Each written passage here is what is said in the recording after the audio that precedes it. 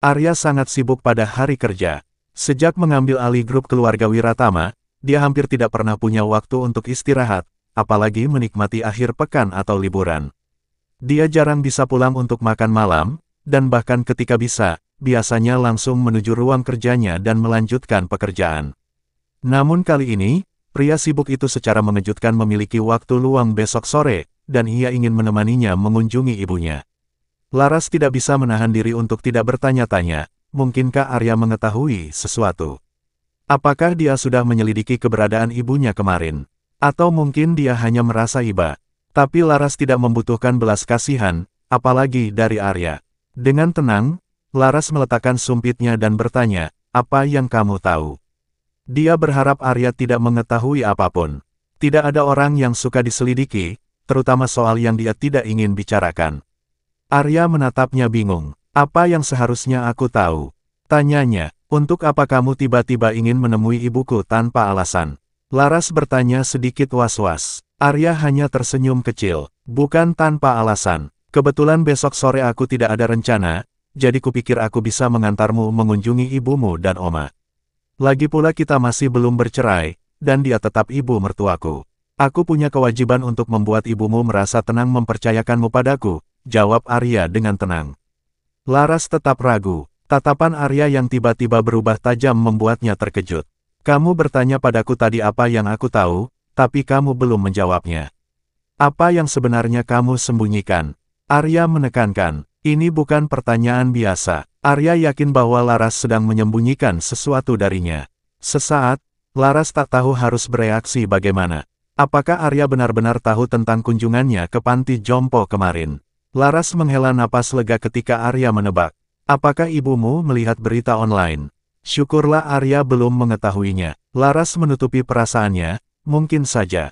Dia curiga tentang kita, tapi aku sudah menjelaskannya." Arya mengangguk tapi ia tetap bertanya, "Apakah itu sebabnya kamu menangis kemarin?" Laras terdiam. Dia membiarkan Arya menebak sendiri. Arya pun tidak memaksanya menjawab. "Karena ibumu curiga, lebih baik aku menemanimu menemuinya agar dia merasa lebih tenang." Laras tahu ibunya ingin bertemu Arya.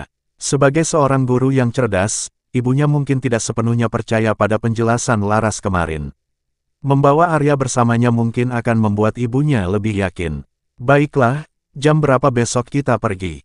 tanya Laras akhirnya. "Tunggu di rumah, aku akan kembali menjemputmu setelah urusan bisnisku selesai," jawab Arya. Laras mengangguk tanpa berkata apa-apa lagi. Esoknya, Mary ibunya Laras terlihat terkejut dan senang melihat Arya. Meskipun mereka tidak banyak berinteraksi, Mary selalu menganggap Arya sebagai menantu yang baik. Dia yakin Arya adalah pria yang tepat untuk putrinya. "Laras, kamu beruntung bisa bersama Arya. Dia sangat sibuk tapi masih sempat menemuiku," kata Mary sambil tersenyum bahagia. Sebelum Laras bisa menjawab, Arya dengan sopan menanggapi, "Bu, aku memang sibuk, tapi aku pikir penting untuk meluangkan waktu. Lagi pula aku belum berkunjung ke sini sebelumnya. Sekalian nanti kami akan menjenguk Oma." Mary tersenyum puas. "Bagus sekali. Sampaikan salamku untuk omamu. Kesehatanku sudah tak begitu baik, jadi aku tak bisa sering berkunjung." "Iya Bu, mereka semua paham kok," balas Arya dengan ramah. Setelah sedikit mengobrol, Mary meminta Laras pergi menemui dokter untuk mengisi ulang obatnya. "Laras, bisakah kamu pergi ke dokter Max dan minta dia mengisi ulang resepku?" Mary bertanya. Laras ragu sejenak, tapi akhirnya mengangguk dan pergi. "Aku pergi dulu Bu." Arya hanya tersenyum mengangguk dan berusaha meyakinkan Laras bahwa semuanya akan baik-baik saja.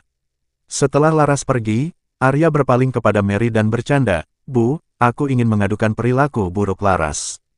Mary tampak bingung. "Perilaku buruk, maksudmu?" Arya mengangguk terlihat serius. "Iya Bu, beberapa hari lalu kami bertengkar tentang hal kecil, dan dia sampai mengadu pada orang tuaku. Sejak itu, dia bahkan tak membuatkan sarapan untukku. Aku berangkat kerja dengan perut kosong setiap hari." Mary terkejut. Arya begitu lihai berbohong dengan wajah tanpa dosa, membuatnya terlihat sangat meyakinkan. Sementara itu, Laras yang mendengar dari kejauhan hanya bisa tertawa kecil dalam hati. Arya memang aktor ulung. Setelah Laras meninggalkan kamar, Mary mendesah berat. "Arya, ada sesuatu yang ingin kukatakan," ucapnya serius.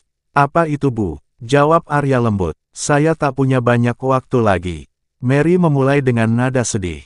Sebelum Arya bisa menyela, dia melanjutkan, aku menderita kanker 2 tahun lalu, dan meskipun kondisiku stabil untuk sementara, aku tahu tubuhku.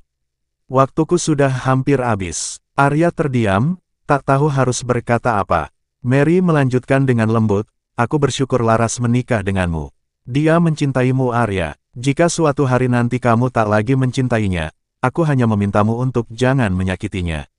Beri dia kejelasan dan jangan biarkan dia menderita. Arya terkejut. Mary tidak meminta Arya untuk menjaga Laras seumur hidupnya, tapi ia hanya ingin Arya jujur dan tidak mengkhianati kepercayaannya.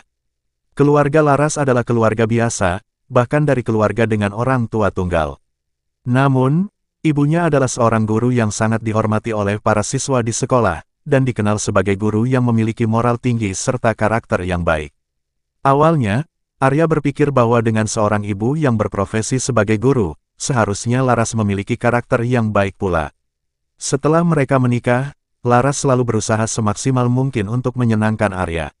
Dia merawatnya dengan baik, menjaga omanya, dan memainkan peran sebagai istri yang sempurna. Namun, hal itu malah membuat Arya merasa bahwa Laras tidak tulus dan terlalu berlebihan. Hingga saat ini, perubahan pada sikap Laras yang sebenarnya membuat Arya sadar bahwa ia belum pernah benar-benar memahami siapa Laras yang sebenarnya. Bagaimana mungkin seorang wanita yang dibesarkan oleh ibu yang jujur dan penuh integritas, bisa menjadi orang yang munafik? Mary memandang Arya yang tampak larut dalam pikirannya dan merasa sedikit khawatir. Arya, bisakah kamu berjanji sesuatu padaku? Tanya Mary dengan nada penuh harap. Orang yang mendekati ajalnya, biasanya akan sangat mengkhawatirkan anak-anak mereka.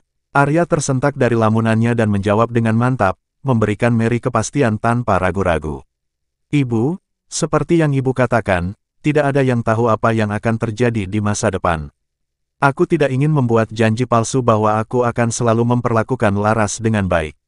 Tapi yang pasti, selama kami masih bersama dan belum bercerai, aku tidak akan melakukan apapun untuk menyakitinya. Bahkan jika nanti kami harus berpisah, dia akan tetap menjadi mantan istriku, dan aku tidak akan pernah membiarkan siapapun mengganggunya. Aku akan selalu menjaga dia dan memastikan dia tidak perlu khawatir tentang apapun. Mendengar kata-kata itu, Mary menarik napas lega dan tersenyum lemah.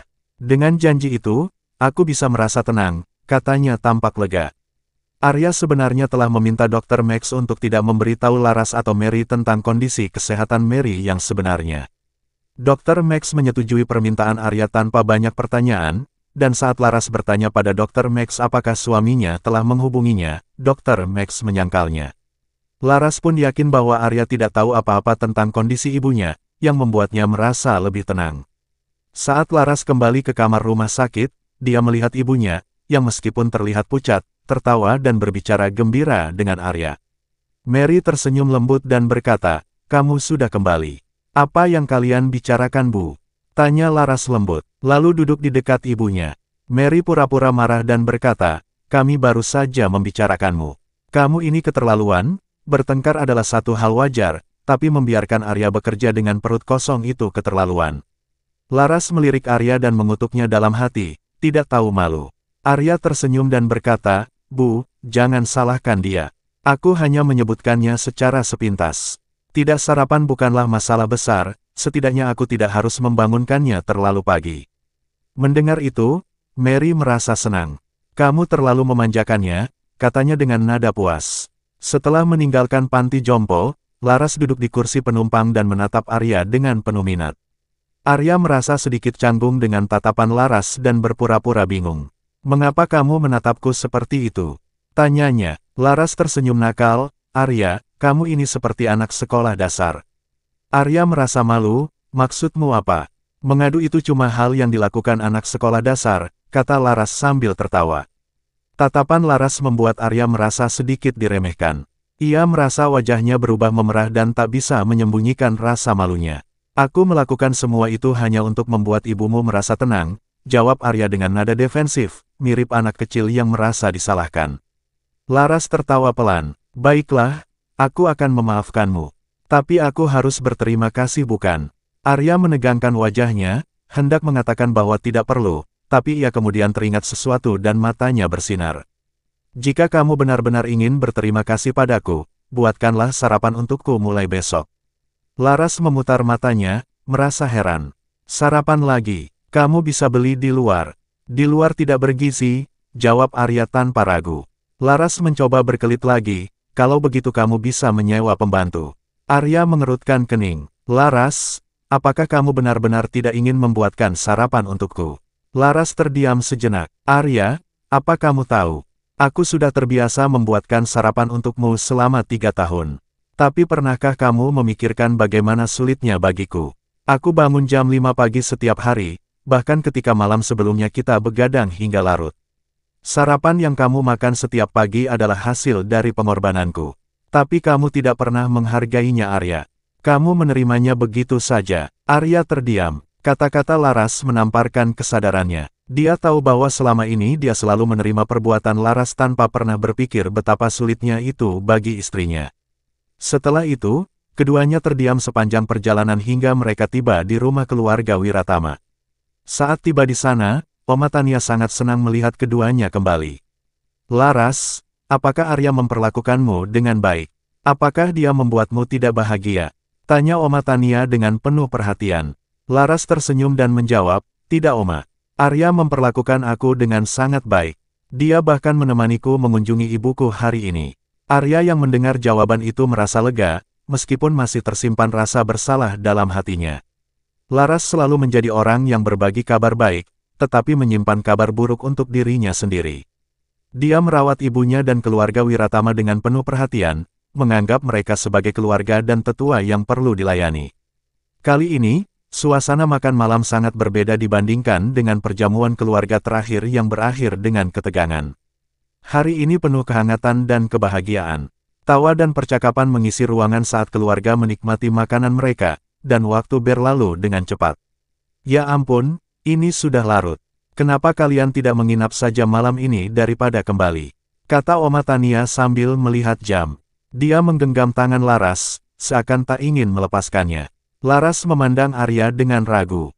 Jika mereka menginap, mereka harus berbagi kamar, dan itu pasti akan membuat situasi canggung, terutama karena mereka biasanya tidur terpisah. Arya menangkap tatapan Laras dan tersenyum sambil berkata, Oma, ini masih belum terlalu malam. Kami akan pulang. Tunggu pagi hari saja. Kenapa harus pulang sekarang? Ini juga rumah kalian, kata Sarah mendukung keputusan ibunya. Oma benar, jangan pergi malam ini. Laras hampir mengerutkan bibirnya tanpa sadar. Arya merasa mereka harus menolak lagi. Kami belum terbiasa tinggal di sini Oma. Apa yang harus dibiasakan? David ikut bicara kali ini. Sejak menikah, mereka belum pernah tinggal bersama keluarga Wiratama, dan David berharap mereka akan menginap malam ini. Arya melirik Laras dan melihat wajahnya yang pasrah dengan kepala tertunduk. Ia tahu bahwa Laras tidak nyaman dengan gagasan berbagi kamar. Arya merasa agak canggung, tapi dia memilih untuk mengikuti keinginan keluarganya. Arya menarik Laras dalam pelukannya di depan keluarga Wiratama. Semua orang tertegun melihatnya. Dia berkata dengan bercanda, apakah aku perlu menjelaskan ini lagi? Apakah kalian tidak ingin cucu? Mendengar ini, seluruh keluarga Wiratama segera mengerti maksudnya dan terdiam. Wajah Laras memerah, dan dia tak sanggup mengangkat kepalanya, bersembunyi di pelukan Arya. Ayo kita pulang, kata Arya tanpa malu, lalu menggandeng Laras keluar dari rumah keluarga Wiratama. Di dalam mobil, wajah Laras masih sedikit merah. Dia berusaha menenangkan diri dengan tangannya, tapi rasa malunya belum hilang. Dengan kesal dia menatap Arya. Omong kosong apa yang baru saja kamu katakan tadi? Arya tetap fokus pada jalan sambil berkata dengan santai, kalau aku tidak bilang begitu, kita pasti tidak bisa pergi malam ini kan? Kamu, beraninya kamu bicara seperti itu. Laras berdesis marah, namun melihat senyum di wajah Arya, dia tak bisa menahan diri untuk tidak tersipu lagi. Kita sudah menikah, tidak ada yang perlu malu, ucap Arya. Laras merasa tak ada gunanya melanjutkan percakapan ini. Dia tak bisa memahami pemikiran Arya, jadi dia memutuskan untuk diam dan mengabaikannya. Arya tidak bisa tidur nyenyak selama beberapa hari berturut-turut.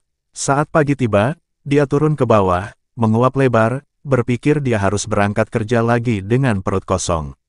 Namun, sesampainya di dapur, dia terkejut melihat sosok yang dikenalnya. Aroma pangsit rebus memenuhi hidungnya, menghilangkan semua keluhannya. Laras telah menyiapkan sarapan dan berkata, "Kamu bilang makanan di luar tidak sehat. Karena kamu sudah membuat ibuku bahagia, mulai sekarang aku akan menyiapkan sarapan untukmu." Arya tersenyum, menyadari betapa Laras sebenarnya berhati lembut di balik sikapnya yang tegas. "Terima kasih," kata Arya sambil duduk di meja. Dia melihat semangkuk pangsit dengan kulit telur, rumput laut, dan udang kecil yang tampak segar. Ketika Arya mulai menikmati sarapannya, Laras tiba-tiba bertanya, "Kapan terakhir kali kamu masak pangsit sendiri? Aku lihat ada sebagian yang hilang dari freezer." Arya berhenti sejenak, wajahnya tegang. Dia tidak menyangka Laras akan memperhatikan detail sekecil itu. Dengan jujur dia menjawab, "Itu malam ketika kamu makan di luar. Aku tidak makan malam, dan sangat lapar, jadi aku masak pangsit." Laras menatapnya dengan rasa ingin tahu. "Kamu bisa saja memesan makanan. Makanan luar tidak enak dan tidak sehat," Arya beralasan. Laras tersenyum tipis, mengaduk pangsit di mangkuknya dan tidak melanjutkan percakapan. "Laras," Arya menyelesaikan sarapannya dan menatapnya. "Apa?" tanya Laras dengan lembut. Arya berpikir sejenak sebelum akhirnya berkata, "Sebenarnya kamu bisa tidur lebih lama. Tidak perlu bangun pagi untuk menyiapkan sarapan." Laras tertawa kecil, "Apa ini? Kamu merasa bersalah?" Sebelum Arya bisa menjawab, Laras melanjutkan, "Arya, aku tidak akan mengorbankan diriku lagi seperti dulu. Jadi jangan berharap terlalu banyak. Ketika aku tidak ingin membuat sarapan, Adi bisa melakukannya untukmu." Arya merasa tidak nyaman mendengar ucapan Laras, terutama saat dia berkata, "Aku tidak akan mengorbankan diriku lagi." Arya menatap Laras lalu berpikir, "Aku tidak ingin bercerai dengannya, bukan sekarang, bukan nanti." Namun, segera dia teringat janji yang telah dia buat pada Nadia, wanita yang menyelamatkannya. Perasaan bersalah kembali menghantui hatinya. "Laras," kata Arya dengan pelan. "Apa lagi?" Laras menatapnya dengan tatapan penasaran.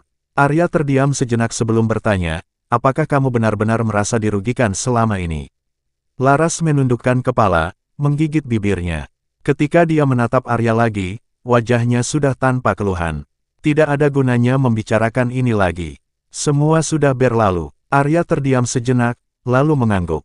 "Baiklah, kita tidak perlu membahasnya lagi." Setelah itu, Arya pergi meninggalkan Laras yang duduk sendiri di meja. Perlahan, setetes air mata jatuh ke dalam mangkuk pangsitnya.